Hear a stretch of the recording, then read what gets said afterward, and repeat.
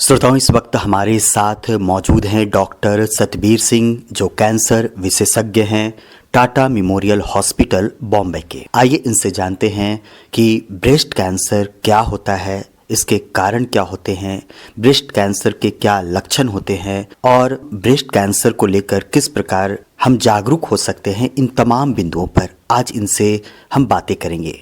तो डॉक्टर सतबीर जी, सबसे पहले हमारे आज के इस कार्यक्रम में आपका बहुत बहुत स्वागत है।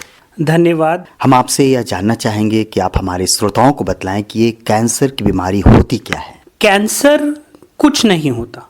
कैंसर एक हमारा हमारे नॉर्मल की जो बॉडी के अंदर जो सेल्स होते हैं वो कोई एक सेल जो अपने ग्रोथ की, अपने बढ़ने की क्षमता का कंट्रोल छोड़ देता है। मतलब कोई भी एक सेल जो ग्रो कर रहा है उसकी कंट्रोल खत्म हो जाने के कारण वो एक कैंसर सेल में परिवर्तित हो जाता है। कोई सेल बाहर से कुछ नहीं आता, हमारे ही बॉडी का सेल एक कैंसर सेल में कन्वर्ट हो जाता है। सतबीर जी, जैसा कि आज हम लोग बातें कर रहे हैं कैंसर से संबंधित, तो हम आपसे यह जानना चाहेंगे कि कोई व्यक्ति यदि कैंसर से पीड़ित होता है तो कैंसर के क्या सामान्य लक्षण दिखलाई देते हैं शरीर के ऊपर। देखिए, कैंसर के जो लक्षण होते हैं वो किस अंग से बने हुए हैं या किस अंग में उसको कैंसर है, उसके लक्षण और अलग अलग तरीके के होते हैं। पर अगर किसी का वजन बहुत ज़्यादा गिर रहा है, बहुत ज़्यादा जिसको कमज़ोरी सी लग रही है,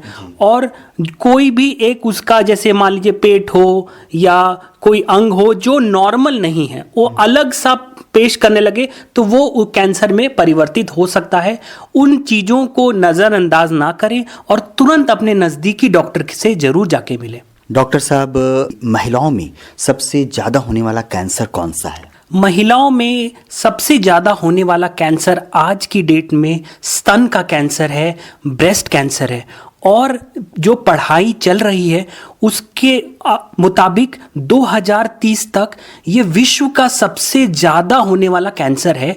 और इसीलिए इस कैंसर के लिए जागरूक होना बहुत ज़्यादा अनिवार्य है। जैसा कि आपने बतलाया कि ये जो ब्रेस्ट कैंसर है वो आज महिलाओं में काफ़ी तेज़ी के साथ बढ़ रहा है और 2030 तक ये विश्व का सबसे बड़ी बीमारी के रूप में उभर कर सामने आने वाला है। इसी क्रम में हम आपसे यह भी जानना चाहेंगे कि ये जो ब्रेस्ट कैंसर है, क्या ये केवल महिलाओं में होती है या फिर पुरुष भी इस तरह की बीमारी से ग्रसित हो सकते हैं? देखिए, जो ब्रेस्ट टिश्यू होती है वो दोनों में होती है, मेल्स में भी होती है और फीमेल्स में भी होती है। पर फीमेल्स में ब्रेस्ट कैंसर होना ज़्यादा कॉमन है as compare to males. Males का क्या होता है कि जो उनके स्तन की जो कैपेसिटी होती है या क्षमता होती है वो कम होती है, तो वो जल्दी पता चला जाता है, लेकिन होती दोनों में है और महिलाओं में ज़्यादा कॉमन है। तो हम कह सकते हैं कि ये जो ब्रेस्ट कैंसर है वो स्त्री और पुरुष दोनों में हो सकता है, लेकिन महिलाओं में इसकी संभावना कुछ ज़्यादा है। डॉक्टर साहब, आगे हम आपसे यह जानना चाहेंगे कि ये ब्रेस्ट कैंसर होता क्या है और इसके लक्षण क्या होते हैं। देखिए, ब्रेस्ट कैंसर होता क्या है। ब्रेस्ट कैंसर एक छाती में गांठ होती है। छाती के किसी भी कोने में कोई भी एक गांठ हो जाना कैंसर के लक्षण में गिना जाता है। जैसे छाती में गांठ होना, निप्पल से खून आना, छाती की जो चमड़े पर दाग पड़ना, या अपने आर्मपिट या जहाँ पे या बाह के नीचे कोई भी गांठ होना या गले में भी कोई गांठ होना, ये सारे ब्रेस्ट कैंसर के लक्षण हैं। और आपको लगता है, क्योंकि कैंसर हमेशा एक स्तन में होता है, तो अगर आपको लगता है कि आपका एक स्तन दूसरे स्तन के बराबर नहीं है, उठा हुआ है या उसमें कोई गांठ है, तो ये सारे कैंसर के लक्षण होते हैं। हम आपसे जानना चाहेंगे कि एक महिला कैसे पता करे कि उसके जो ब्रेस्ट हैं वो सामान्य है या नहीं। इसी बात की जागरूकता हमें फैलानी है। क्यों? क्योंकि जब तक महिला को नहीं पता चलेगा कि उसके स्तन में या उसके ब्रेस्ट में कुछ गड़बड़ है या कुछ अलग है, तभी तो वो किसी को बताएगी। और इसीलिए सबसे महत्वपूर्ण होता है सेल्फ ब्रेस्ट एग्जामिनेशन। इसका मतलब होता है अपने स्तन की स्वयं जांच करना। अब हम इसके बारे में थोड़ा सा डिटेल में बात करेंगे कि ये स्तन की स्वयं जांच क्या होती है।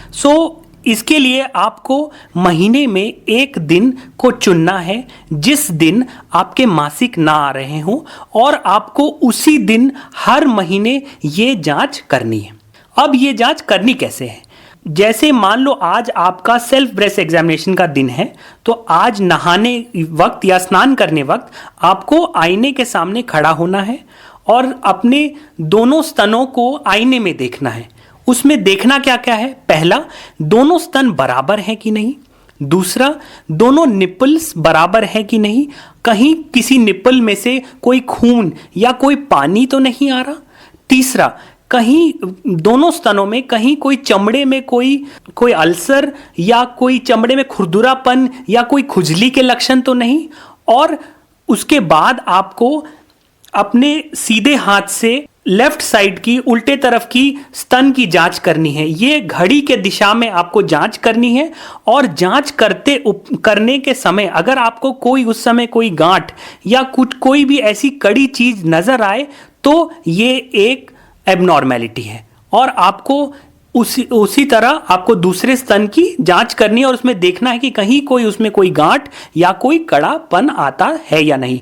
और अगर आपको इन सारी बताई हुई बातों में अगर कोई भी आपको लगती है कि ऐसी चीज है आप में, तो आप अपने नजदीकी डॉक्टर से जरूर मिले और डॉक्टर्स के थ्रू ये एक सेल्फ एग्जामिनेशन जरूर करवाएं। तो डॉक्टर साहब, ये तो बहुत ही महत्वपूर्ण बात आपने बताई कि एक महिला खुद कैसे एग्जामिन कर सकती है, कैसे जांच कर सकती है कि वो स्तन कैंसर से पीड़ित है या नहीं, या उनके शरीर में स्तन कैंसर के लक्षण हैं या नहीं। आगे हम आपसे यह जानना चाहेंगे कि ये ब्रेस्ट कैंसर के पीछे मुख्य कारण होते क्या हैं, क्यों होता है ब्रेस्ट कैंसर?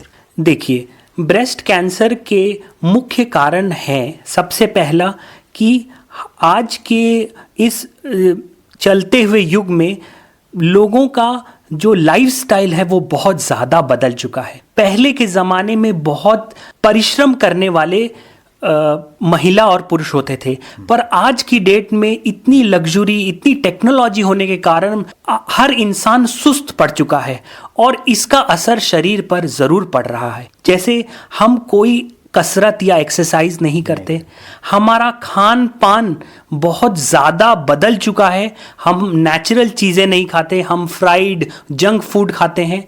हमारे बीच स्मोकिंग, अल्कोहल का बहुत ज़्यादा प्रचलन चल चुका है, जिसके कारण ये हमारे शरीर में बहुत सारे बदलाव कर रहे हैं, और यही सारे कारण हैं जिसके कारण अब कैंसर की प्रवृत्ति बढ़ती चली जाती है। अगर हम ब्रेस्ट की डिटेल में बात करें कि ब्रेस्ट के कारण क्या होते हैं, तो लेट मैरिज, अगर 30 साल के बाद किसी महिला की शादी होती है और बच्चा लेट होता है तो उनको ब्रेस्ट कैंसर होने के चांसेस ज़्यादा होते हैं। बहुत कम समय तक दूध पिलाना या ब्रेस्ट फीडिंग करना, अगर आप 6 महीने से कम अपने बच्चे को दूध पिला रही हैं तो आप अपने बच्चे का भी नुकसान कर रही हैं और अपने स्तनों का भी नुकसान कर रही हैं, और आपको कैंसर होने की प्रवृत्ति ज़्यादा है। और तीसरी बात होती है जो जेनेटिक बोलते हैं, जो हम अपने माता पिता से लेते हैं। तो अगर आपके घर में आपकी दादी माँ को, आपकी मदर को, किसी को भी अगर स्तन का कैंसर है या पता चला है, तो आपको जागरूक होने की बहुत ज़रूरत है। क्योंकि ये कैंसर आपको भी जीन के थ्रू ये मिल सकता है। तो हम कह सकते हैं कि ये जो ब्रेस्ट कैंसर है वो एक तरह से गलत खान पान का एक नतीजा है, हमारी गलत जीवन शैली का नतीजा है, और साथ ही साथ ये जो ब्रेस्ट कैंसर है ये अनुवांशिक भी हो सकते हैं। हाँ जी, ज़रूर। डॉक्टर साहब, आगे हम आपसे यह जानना चाहेंगे कि क्या शरीर में उभरी हुई कोई भी गांठ, शरीर के किसी भी अंग में उभरी हुई कोई भी गांठ क्या कैंसर का रूप हो सकती है? नहीं, ऐसा नहीं होता। शरीर की हर गांठ या ब्रेस्ट की हर गांठ कैंसर नहीं होती, इसीलिए उस गांठ का जांच कराना सबसे अनिवार्य है। बिना जांच के ये बताना बहुत ही मुश्किल है कि वो साधारण गांठ है या कैंसर की गांठ। डॉक्टर साहब, जब आप बातें कर रहे हैं जांच की, तो हम आपसे यह भी जानना चाहेंगे कि जांच की क्या प्रक्रिया होती है, कौन से ऐसे जांच होते हैं जिससे यह पता चलता है कि वो गांठ जो है वो कैंसर का है या फिर सामान्य गांठ है? अगर हम ब्रेस्ट कैंसर की विशेषता जांचों की बात करें तो उसमें सबसे महत्वपूर्ण और सबसे पहली जांच होती है वो है मैमोग्राफी। मैमोग्राफी कुछ नहीं होता, आपकी ब्रेस्ट का एक एक्सरे होता है। ये सबसे इंपॉर्टेंट इन्वेस्टिगेशन है, और 30 से 40 साल के बाद हर साल महिलाओं को अपना ब्रेस्ट का मैमोग्राम कराना चाहिए। इससे क्या होता है कि अगर आपकी बहुत छोटी गांठ भी है तो उसका इलाज बहुत ही जल्दी किया जा सकता है। तो ये अभी की नई गाइडलाइंस के अनुसार हर जो 40 साल के ऊपर की महिलाएं हैं उनको हर साल मैमोग्राम कराना जाता है। अगर मैमोग्राम और उसके साथ होता है सोनोमैमोग्राम, जिसको हम अल्ट्रासाउंड भी बोलते हैं, अगर इनमें कोई गांठ या कोई ट्यूमर हमें मिलता है तो उसकी हम सुई की जांच कराते हैं, जिसमें जो होती हैं FNAC और ट्रू कट बायोप्सी और FNAC के बाद ही पता चलता है कि वो सादी गांठ है या कैंसर की गांठ है। श्रोताओं, अभी हम लोग बातें कर रहे हैं ब्रेस्ट कैंसर के बारे में। हमने अभी तक जाना कि ब्रेस्ट कैंसर होता क्या है, उसके लक्षण क्या होते हैं और कारण क्या होते हैं। अब हम डॉक्टर साहब से यह जानेंगे कि मेडिकल साइंस में ब्रेस्ट कैंसर के क्या ट्रीटमेंट है, क्या उपचार है। मेडिकल साइंस में ब्रेस्ट कैंसर के और या कोई भी कैंसर के 3 तरीके से उपचार किए जाते हैं। इसमें सबसे पहला होता है सर्जरी या ऑपरेशन करके उस ट्यूमर को निकालना। दूसरा होता है कीमोथेरेपी या दवाइयां देके उस कैंसर को खत्म करना। और तीसरा होता है रेडिएशन या लाइट देके उस कैंसर को खत्म किया जाता है।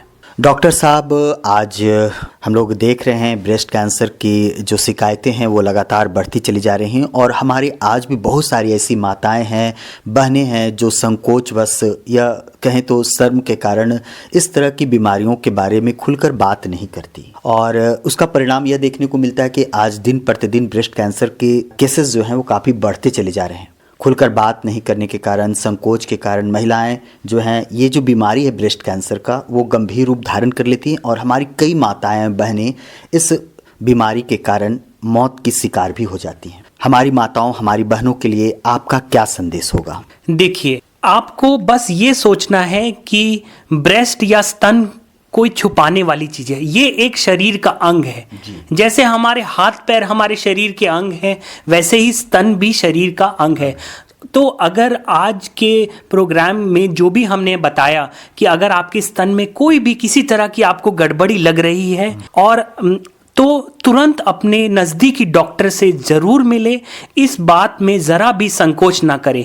क्यों? क्योंकि एक छोटी जानकारी किसी की जान बचा सकती है। और ये जानकारी जो आज आपको मिली है, आप आगे भी इस जानकारी का फैलाव करें ताकि इस भयानक बीमारी से कोई भी ग्रस्त ना हो। और मैं अपनी माताओं बहनों को कहना चाहता हूँ कि अपना लाइफस्टाइल सुधारें, खान पान अच्छा रखें, व्यायाम करें, नशीले पदार्थों से दूर रखें। तो डॉक्टर साहब, आज के इस कार्यक्रम में आप हमारे साथ जुड़े और ब्रेस्ट कैंसर से संबंधित इतनी महत्वपूर्ण जानकारी हमारे श्रोताओं के बीच साझा की, इसके लिए एक बार फिर से आपका हमारी ओर से बहुत बहुत धन्यवाद। धन्यवाद।